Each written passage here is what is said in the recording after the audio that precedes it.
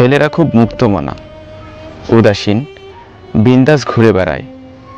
সারাদিন আড্ডাবাজি, বন্ধু বান্ধব, ঘোরাফেরার আনন্দ উল্লাস ছাড়া তারা কিছুই বোঝে না কিংবা বুঝতে চায় না।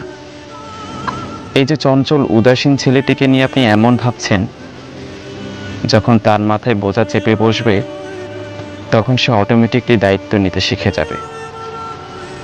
একটা সময় বন্ধুদের সাথে আড্ডা কাটিয়ে মাঝরাতে ঘরে ফেরা ছেলেটি এখন 5 থেকে 7টি টিউশন শেষে বাসায় ফেরে। কেউ কিন্তু তাকে শিখিয়ে দেয়নি, পরিস্থিতি তাকে সবটা শিখিয়ে দিয়েছে।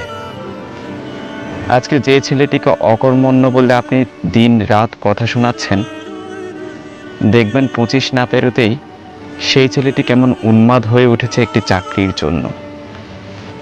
হয়তো ছোট বোনের বিয়ে, নয়তো ভাইয়ের হায়ার স্টাডি, কিংবা বাবা মায়ের চিকিৎসা। এই সবগুলো বাস্তবতা তাকে কখন যে সংসার মনা করে তুলবে সে নিজেও টের পাবে না।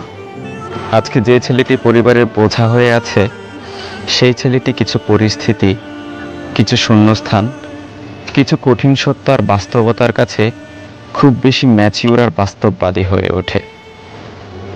আসলে এটাই হতো প্রত্যেকটা ছেলের সহজাত বৈশিষ্ট্য।